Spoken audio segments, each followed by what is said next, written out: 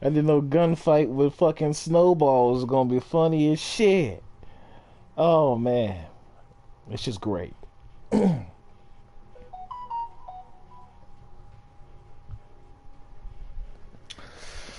Oh man, that shit was intense.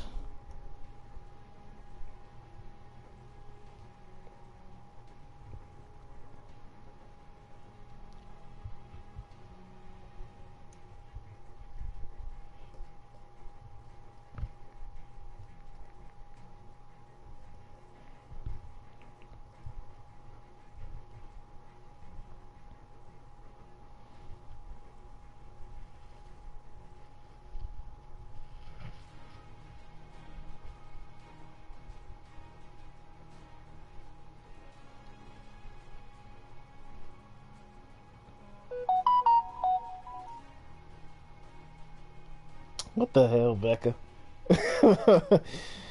Fucking SpongeBob.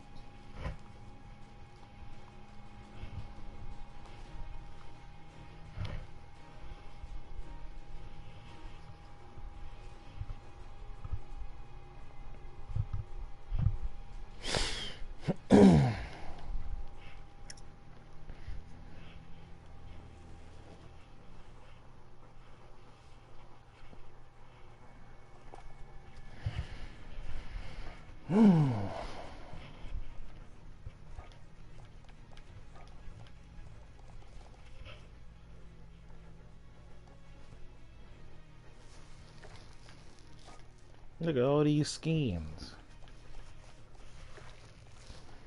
But what I really like the most, I think that completion is the most like just the shit getting gold. That's better. Gold, silver, platinum, all that type of shit. But the skulls though, the skulls. Can I zoom in?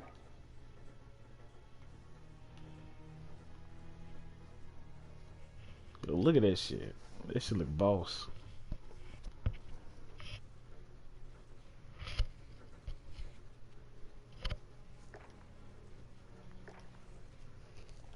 And here's one with the corpse digger. Okay, let me see this. It's just like the black variation of that skull one.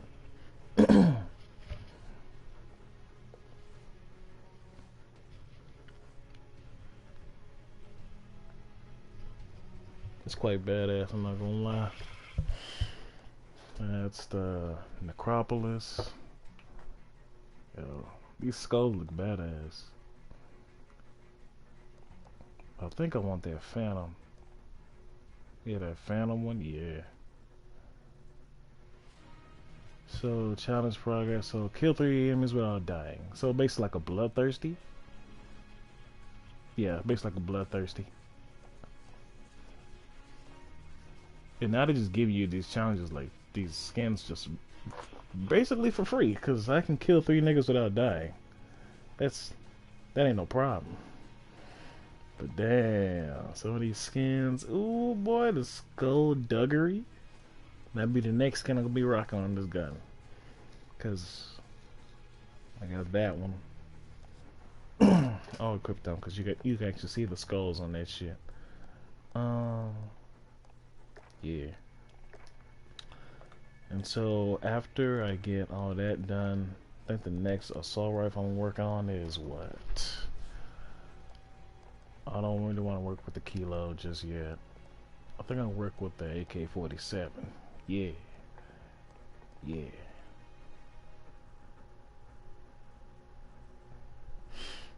yeah. I think I'll change my SMGs though. What's this? This is what, the MP7? This shit's good, but I like the AUG though, or the P90. I like the AUG. The AUG. Um,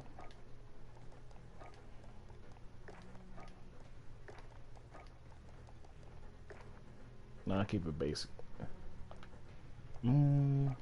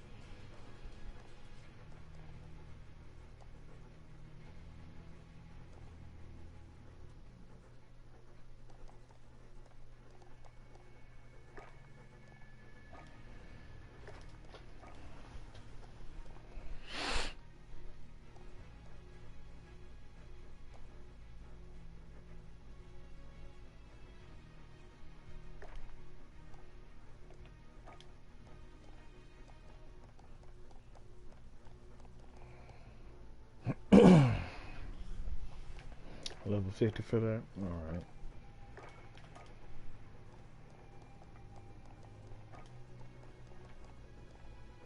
57 for that.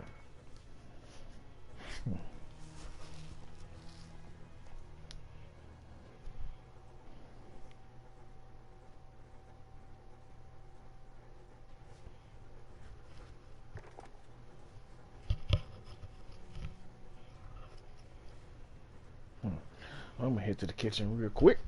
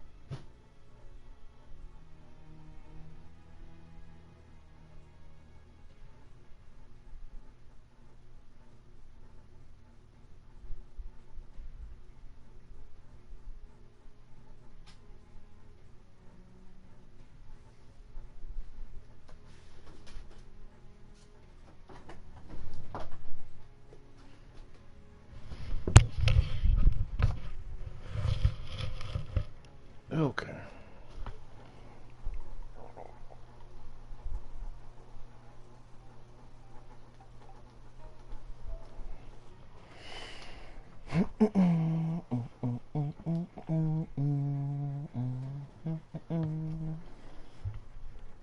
Meow.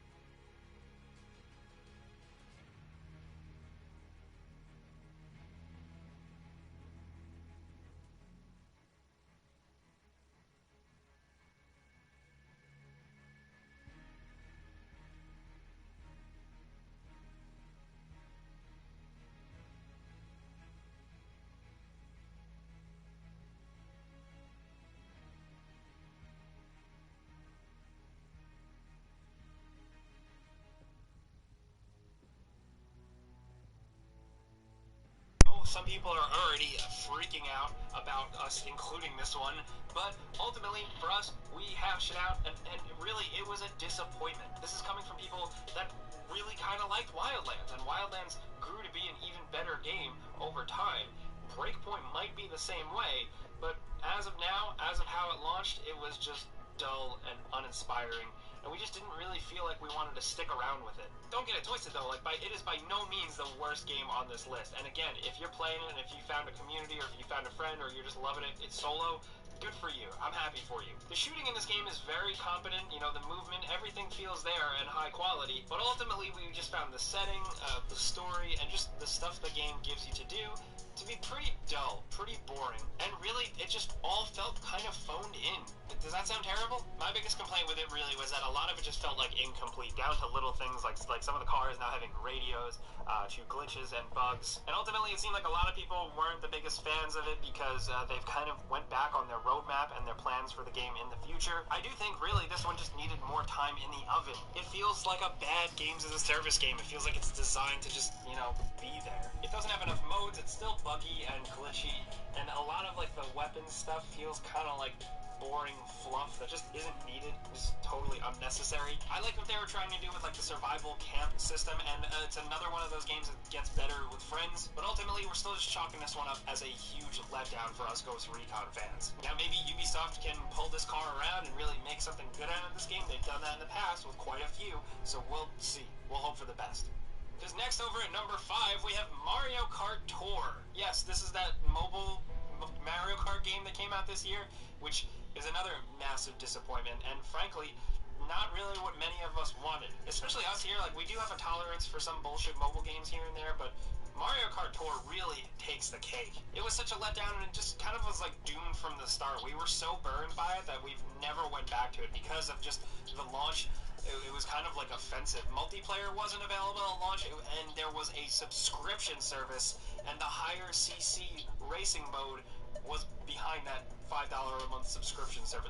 What? I'm sorry, not a lot of games are worth a $5 a month subscription, let alone a really simple AI bot race Mario Kart mobile game filled with gacha elements. Basically, it was just all the free-to-play mobile game stuff you really hate was crammed into a Mario Kart game. I don't know why. We were hoping for more.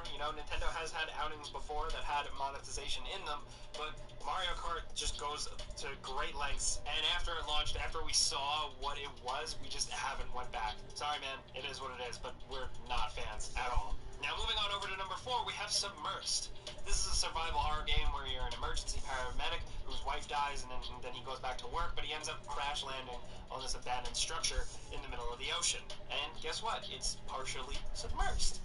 And one of the main enemies is sharks, which is a really awesome concept, but it's just incredibly unsatisfying because they feel dumb and awkward. The biggest problem to be had with the game is that it's just unremarkable and predictable and really straightforward with minimal surprises. And honestly, sometimes that's the biggest sin of all. The most unique element, the shark thing, wasn't as great as it could be. It's just a bad survival horror game, there is some stealth, but it feels kind of half-assed. There is an inventory management system, but it's also really frustrating, and they make some weird decisions. It's also very buggy and just prone to crashes and many issues. And I hate to be a weird broken record, but that stuff is one thing. But the fact that they had such an interesting setup here, interesting premise, and they didn't knock it out of the park, cool sharks, you're trapped on a thing. Come on, man. Now, down to number 3, if we're talking about come on, man, what happened? We have to talk about WWE 2K20. Now, we've previously been pretty light on these games, but 2K20 Who the fuck is that? seems like a mess, where the series has kind of finally been finding its footing with this new simulation style, getting a little bit better and better every year. Oh, that's a custom WWE wrestler. 2K20, Okay. the quality has dropped off this year. Apparently, they switched development studios halfway through, and it definitely shows because the game is an outright mess, and frankly, it's just not fun. I mean, it can be a little bit of fun when you get a chair and you hit someone with it. It's a wrestling game, of course. There's always fun to be had, especially with friends. But a lot of the offerings here are just unsatisfying. The character creator still kind of isn't quite at the great heights the series could have it be. The career mode, the story-based mode, is wild. And I said it in the Before You Buy, and I never go this far, but honestly, the visuals in it and the cutscenes reminded me of an early PS3 game. That is not good. That is not what you want when when you're buying a game that is based on a million-dollar sports franchise put out by a billion-dollar company. The PC version is prone to tons of freezing and like weird crashes and just tons of graphical glitches abound, whatever console you're playing on, honestly. And every year, you know, it's started to feel more and more like the little updates here and there are just not worth it. But that this year, coupled with just the really awful quality of the whole thing, makes WWE 2K20 a downright bummer. I really think they need to go back to the drawing board with these games big time. Now, down to number 2. Speaking of going back to the drawing board, we have Anthem, a game that you're probably going to see on a lot of top 10 worst games of 2019 lists. Like, you know, come on. It's kind of obvious, like, at this point, like, I feel like we're beating a dead horse. We're kicking a game while it's down. But Anthem was a collection of, like, the worst elements of a games as a service game. It was rushed out the door. BioWare clearly didn't finish it. The story was practically incoherent, worlds felt empty, enemy types weren't really that exciting, the raid wasn't in place, the roadmap after all the backlash has been completely kind of scrapped and rethought. BioWare has been scrambling to make this a much better game, but the problem is that it came out of the oven just drastically undercooked. Sure, it might look okay, like visually, and the flying is really fun, but ultimately, the game does not put the work in to get you to really enjoy it. You know, the loot isn't that satisfying, the story isn't that satisfying. Say what you will about games like Destiny or Warframe, you might not like them because they're games as a service game, but they have fan bases for reasons, because the people behind Warframe the games and really Destiny. put the work in to I'd make rather a play fun, those than compelling Anthem. game first that'll keep you playing. Especially Anthem was just a Warframe, hot mess, though. not only just because of the game and the state of it, but also because of BioWare. We expect better from BioWare. They've had 2 misses with Mass Effect Andromeda, and definitely more so here with Anthem, but we're really hoping they can turn it around in 2020. But anyway, let's move on to number 1, and talk about Left Alive. This game was a massive letdown for us here because the writing on the wall was pretty exciting. Like, it's a new game set in the Front Mission universe, kind of like a spin-off new adventure. A lot of the original Front Mission people were behind it. It had some heavyweight Japanese talent. It also had Yoji Shinkawa as the character and concept artist who was behind the Metal Gear Solid series. Honestly, the game had a lot of like Metal Gear design influences and the art and just the character and robot designs. The idea was to be kind of like a semi-open world, like abandoned city stealth game where you creep around, but then you can also hijack and hop in giant mechs and tear the place up. It sounds awesome on paper. It was not. It had really unsatisfying stealth with dumb artificial intelligence, like exploitable and unpredictable as hell. The game also had an ugly HUD and all these on-screen indicators and sounds. Mission design-wise, like, you were free to kind of branch off and try other side quests and stuff, but they were just so uninspired and just kind of copy and pasted there with dumb people you have to escort, all while going around and dealing with bland environments. The whole concept of like being trapped in a city and kind of using like stealth guerrilla warfare, like tricking enemies and tossing Molotov cocktails, even the fact that the game had, you know, a fairly decent graphics engine behind it, some cool effects, and also a really good musical score, it just didn't work out when they actually tried to pull it off. Like, none of it was exciting. Using items was cumbersome. Crafting, any of that guerrilla warfare stuff was just so unsatisfying. It's like the game focused around so much stealth, but then it was barely designed as a stealth game. Like, what happened? This game is...